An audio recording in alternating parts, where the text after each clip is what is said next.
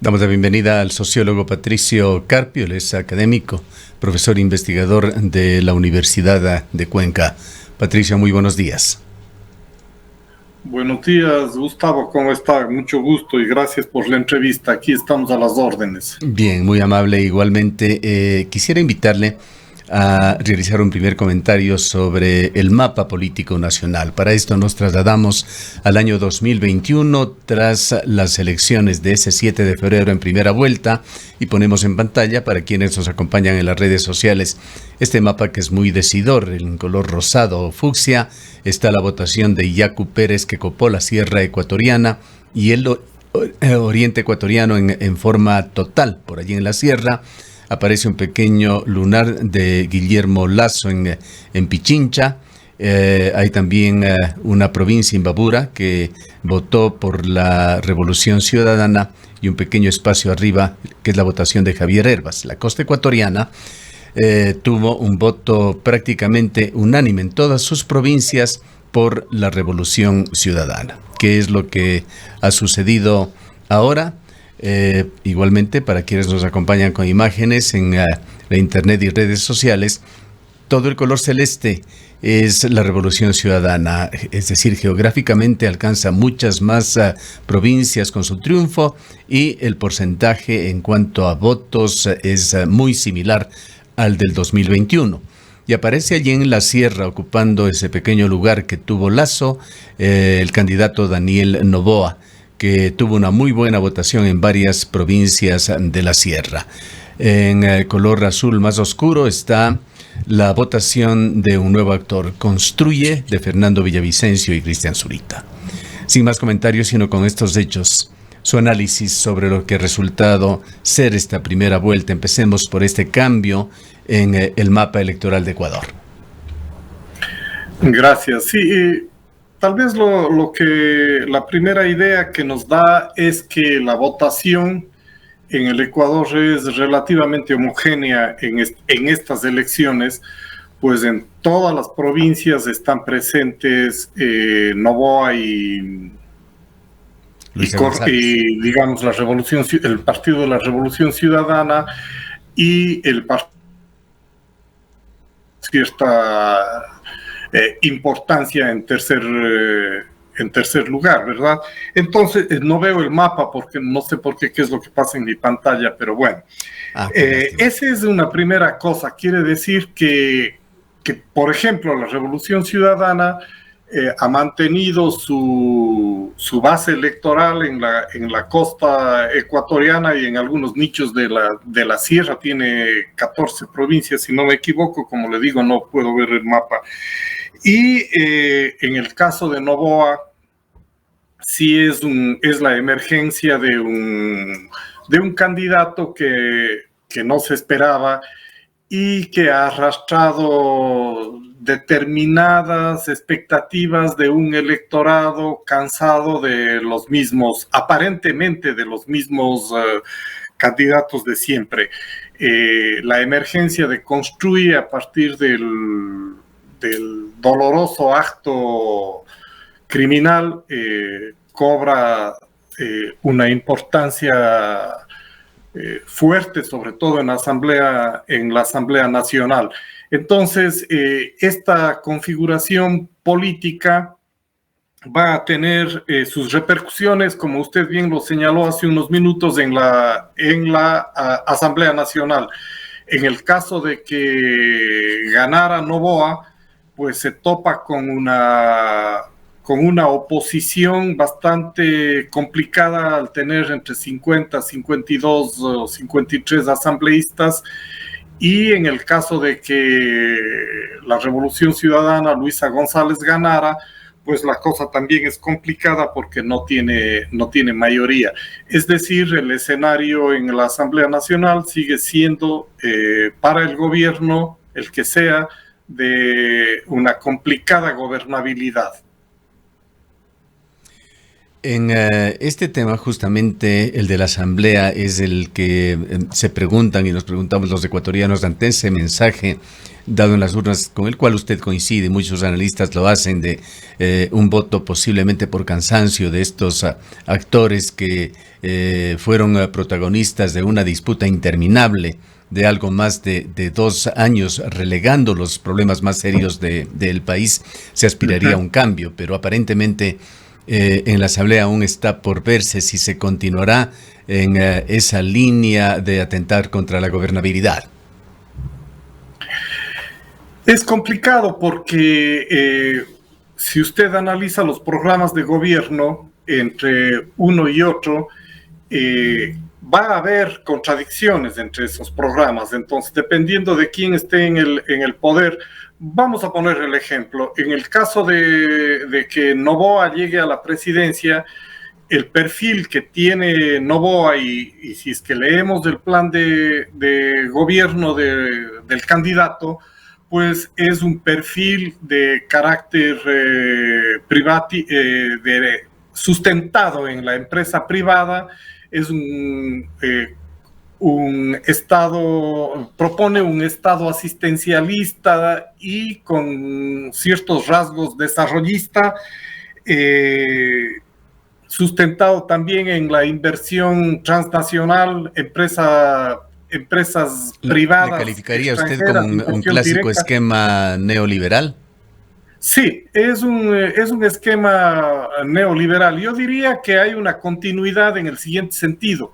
Si Lenín Moreno desmanteló la estructura que había quedado del gobierno de Correa y el presidente Lasso torpemente cosechó muchos de esos elementos en beneficio de su sector, lo que Noboa va a hacer, si es que actúa con determinada efectividad, va a poner en marcha un engranaje neoliberal sustentado, como le digo, en el capital transnacional y privado, con algunos elementos de carácter desarrollista, según su programa, lo he leído en detalle. Muchas de esas iniciativas seguramente van a ser entorpecidas otra vez por el correísmo.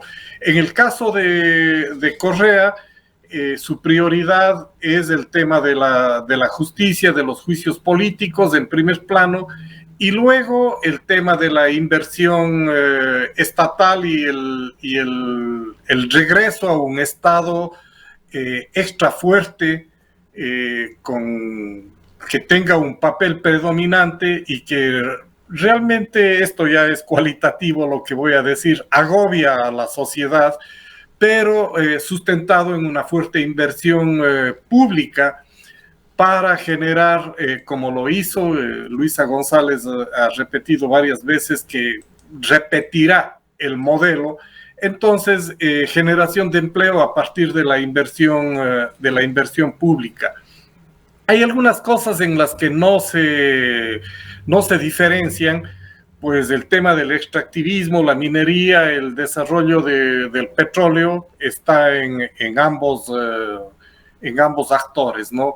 Entonces, pero en lo sustancial, digamos, o en lo de fondo, va a haber problemas. Y de hecho, como cada uno de estos actores apunta al 2025, lo importante aquí sería crear ingobernabilidad para el fracaso del que esté en el poder, de tal suerte que se queme, digamos, en este año y medio, y en el 2025 el otro quede como opción. Eso es una lógica perversa que funciona en nuestro país.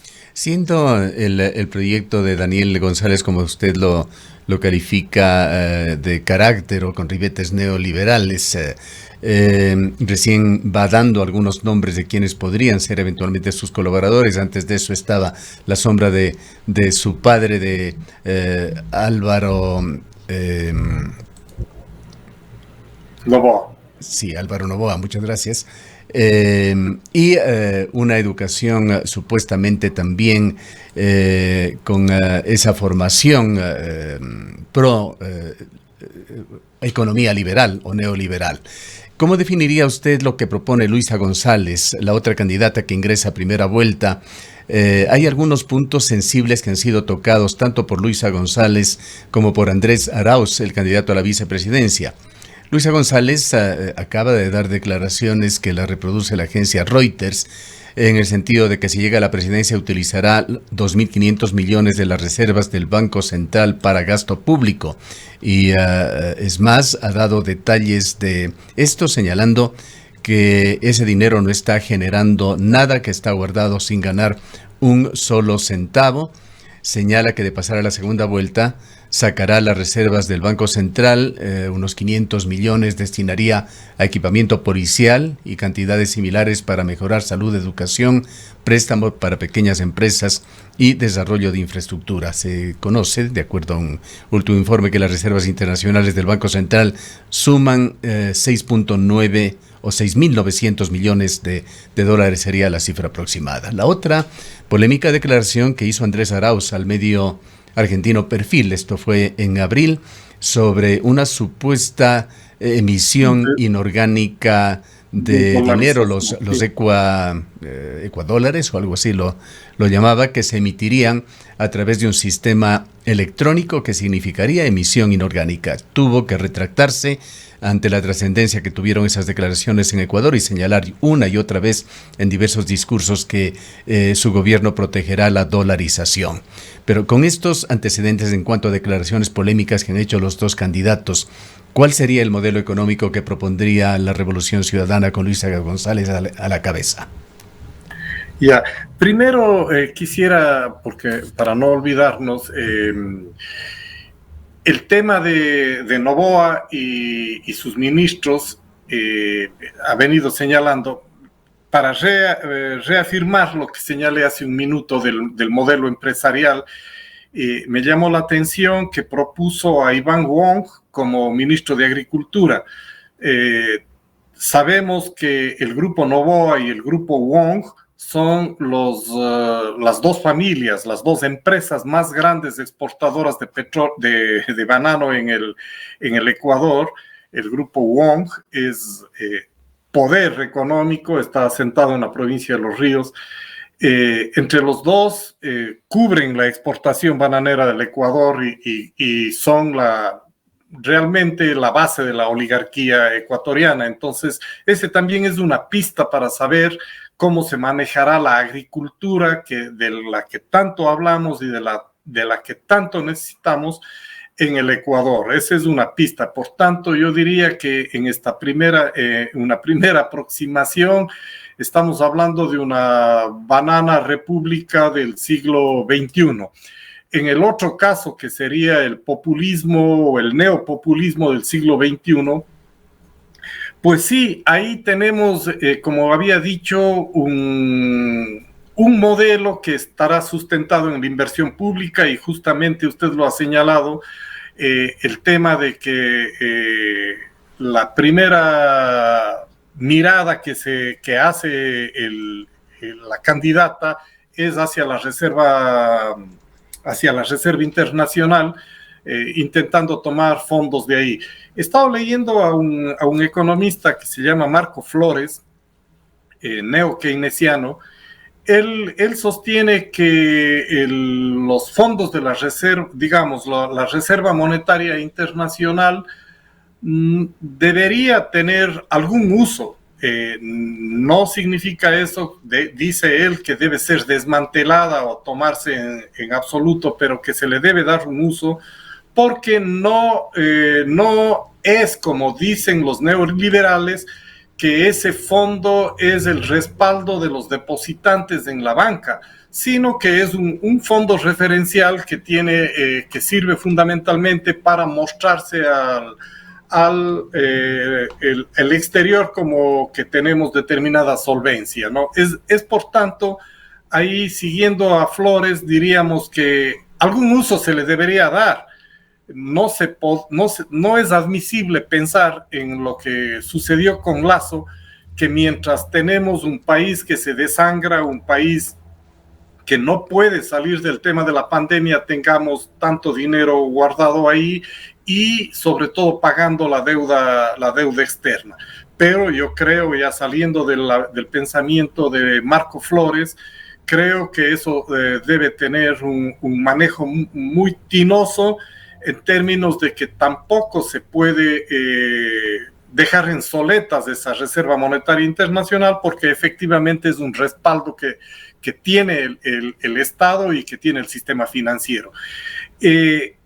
Hay una cuestión que llama la atención. Permítame, Patricio, quisiera pasarle a usted una aclaración que nos hacen a través de las redes sociales. Un distinguido amigo y oyente de esta emisora señala que no es Iván Wong parte del grupo Wong, que es una coincidencia el apellido, que sí trabaja en el sector agrícola para una de las exportadoras de banano internacionales, para Dole, pero no tiene ni parentesco ni relación con Vicente y Rafael Wong. Es una aclaración con conocimiento de causa que nos hacen, que podría ser un detalle importante. Bueno, sí, realmente no imaginé nomás. No investigué a fondo y si es que es así me retracto, pero si es que trabaja para el sector bananero, igual tiene esa lógica que estoy planteando al fondo, ¿no? Decía que hay otros fondos que hay que ponerle atención. Recuerdo que Pablo Arosemena en este gobierno señaló en diciembre del año pasado que tenían alrededor de 15.000 millones de dólares para la reactivación económica, seguramente fondos de deuda externa que estaban destinados a la reactivación económica. Estamos en agosto y no se ha visto una inversión o un gasto en esos 15.000 millones de dólares. Más bien lo que queda en evidencia es que el gasto del presupuesto del Estado es ínfimo.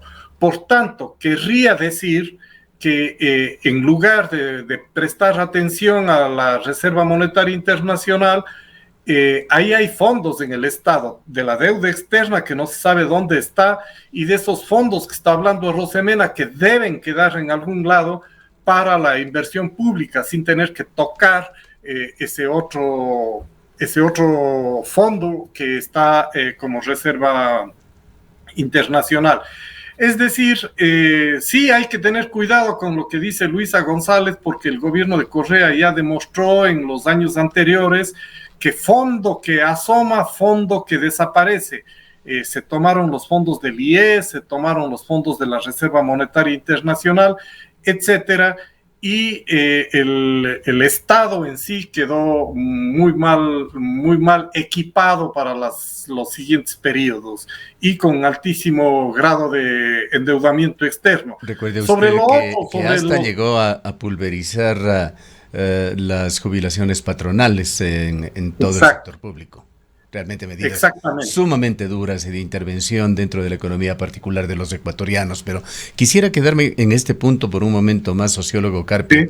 ¿Sí? Si es que son 6.900 millones las reservas internacionales, ¿cuánto de esto corresponde al soporte, digámoslo así, a la garantía de los depósitos de los ecuatorianos en los bancos? Si va a utilizar 2.500 millones, ¿en qué punto empezaría a poner en riesgo esto que es extremadamente delicado?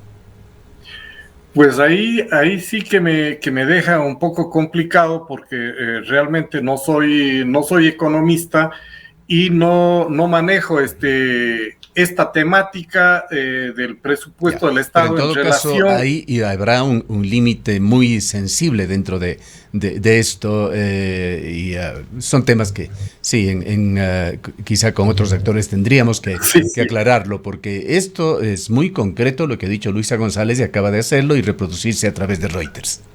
Sí, yo creo que eso merece un análisis más a fondo, con datos precisos y con porcentajes, y la relación que existe entre la responsabilidad del Estado y la responsabilidad de la banca privada, ¿no?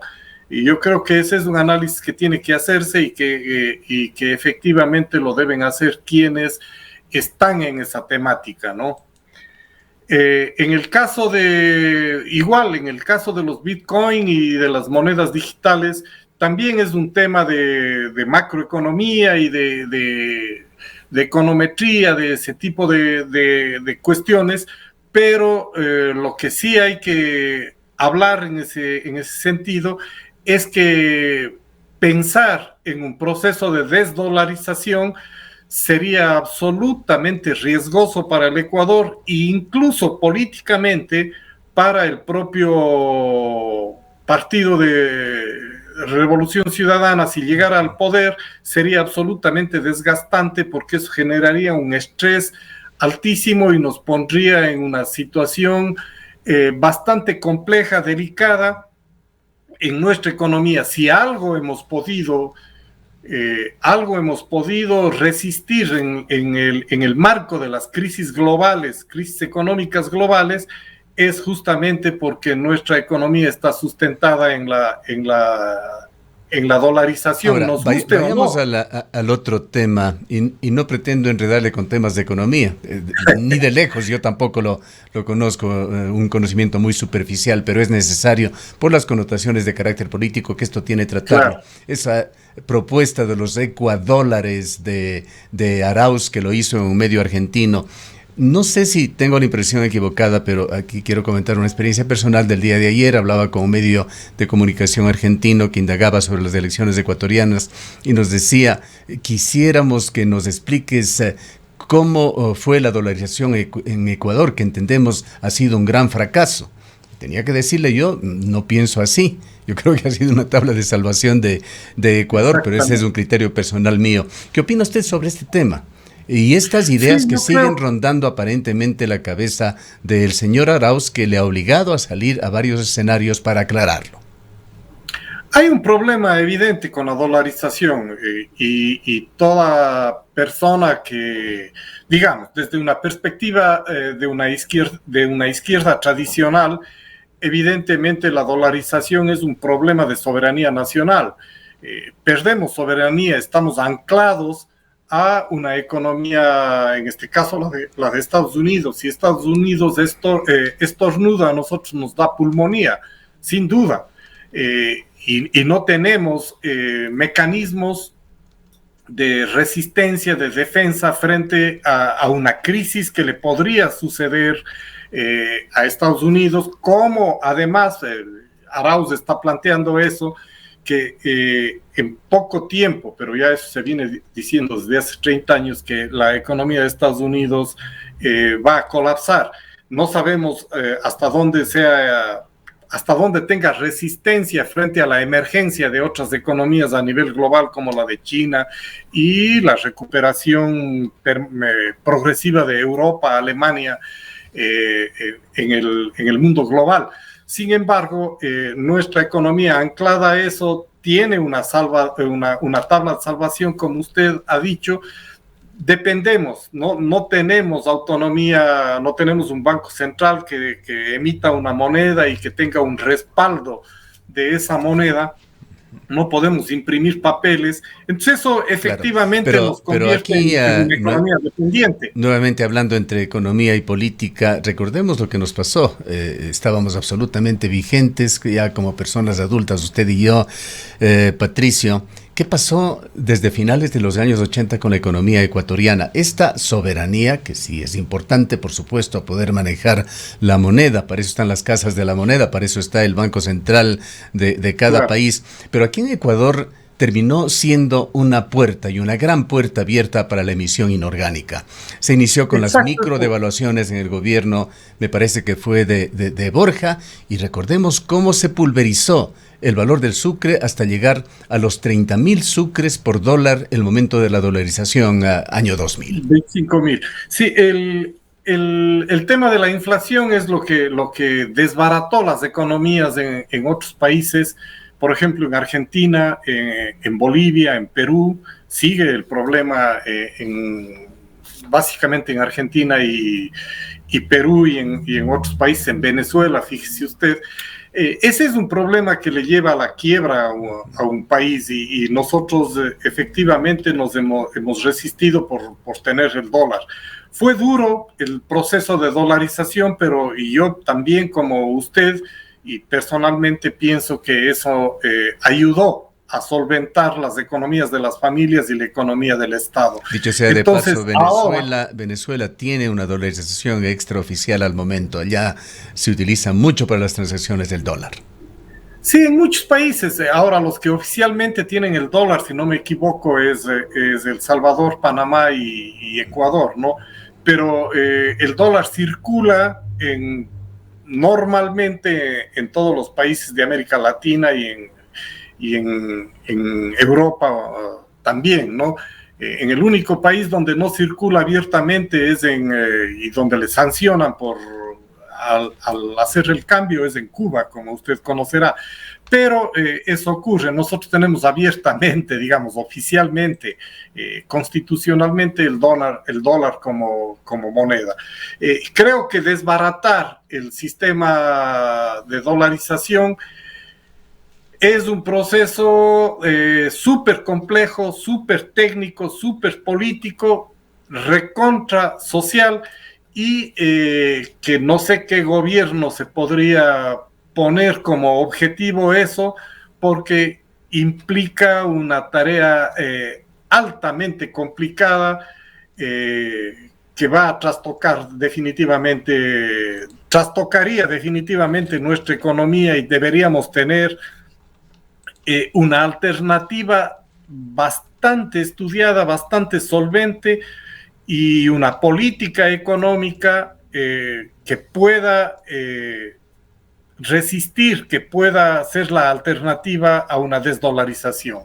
Seguramente los expertos en economía podrán imaginar aquello, pero el ciudadano como nosotros de a pie se nos hace difícil pensar aquello.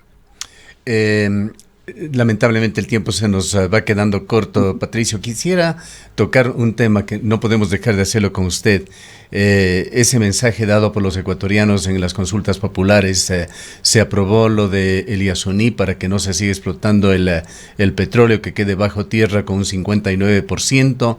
Lo del Chocó andino con 67-68% en las 4 preguntas.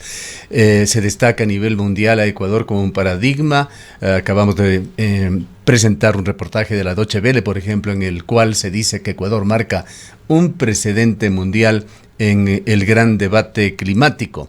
Mientras aquí en Ecuador hay muchos sectores, incluyendo el gobierno, que califica a quienes votamos, deberíamos decir, por la opción proecológica como tontos útiles, que es Ecuador, un pobre país que no tiene por qué pagar los platos rotos de los grandes países que son los contaminantes del mundo a nivel internacional, y que tiene un enorme peso en la economía ecuatoriana que va a dificultar mucho más al próximo gobierno. Los dos extremos que se discuten y se debaten sobre este tema. ¿Cuál es su opinión?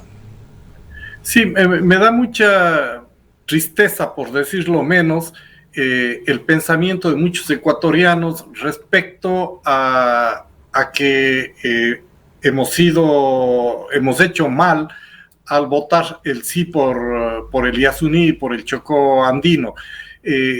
Lo que los ecuatorianos estamos haciendo en su mayoría es adelantándonos, o más que adelantándonos, respondiendo hoy a la gran crisis ambiental que vive el planeta, y contribuyendo a restar emisiones tanto en el Yasuní y a preservar la biodiversidad como en el Chocó andino. Entonces, una respuesta absolutamente contundente. Los ecuatorianos estamos diciendo sí a la sostenibilidad de la vida y no a la sostenibilidad del capital. Al parecer, estas personas y el gobierno y las transnacionales han puesto en la mesa la idea de que el bloque 43, del Yasuní es el que ha estado dando el sustento de la economía nacional, y sin ese se cae la economía nacional. Entonces, querría decir, pensando desde el otro lado, que con ese dinero ya deberíamos haber solucionado una serie de problemas, y sin embargo no ha pasado nada con o sin el bloque 43. Por tanto, ya los economistas han demostrado que la ausencia que va a digamos, los capitales o los fondos que vendrían del bloque 43 no son significativos. Tienen una dimensión en 30 años o en 20 años, pero eso dividido en los costos de producción y todo eso son insignificantes. Creo que les hemos dado efectivamente una lección al mundo, una lección a las empresas transnacionales, a los mediadores, a los intermediarios nacionales como el ministro de Energía, el ministro Santos, que es un vocero de las transnacionales. Les hemos dado una lección y ojalá ya tomen conciencia de que el país, el mundo, las localidades requieren ambientes sanos y que son respuestas a esta crisis que estamos ya viviendo. Si cogemos el mapa, el planeta se está incendiando por todos los lados y lo que estamos haciendo es poner apenas un grano de arena, pero muy importante, para encontrar salidas hacia un mundo más sustentable a nivel planetario. Y Cuenca, particularmente con sus 4 ríos, con sus humedales rodeando, no tiene nada garantizado en materia de agua en el mediano y en el largo plazo. Son temas que Gustavo, una última cosita sobre eso. Sí. Lo que nos suele pasar a los ecuatorianos es que votamos, elegimos y nos damos la vuelta y vamos a la casa. En el caso del contentos, en el caso del Yasuní, del Chocó andino, el hecho de haber ganado las elecciones por el sí no garantiza absolutamente de que vaya a ser preservado esos sectores, porque ya hemos visto acá en Cuenca, usted me lo recuerda, siguen las empresas yéndose un poquito más allá, un poquito más atrás, pero siguen con las intenciones de explotación. Por tanto, tenemos que dormir con un ojo cerrado y el otro abierto para defender lo ganado en las urnas a nivel nacional, porque tanto Noboa, por más que lo declare, y tanto González, son extractivistas y ellos van a buscar las formas de mantener o de profundizar la explotación petrolera, ¿no? En el caso de Noboa claramente está señalando en varios de los artículos de su programa que en su plan de gobierno que fomentará la minería, potenciará la explotación petrolífera.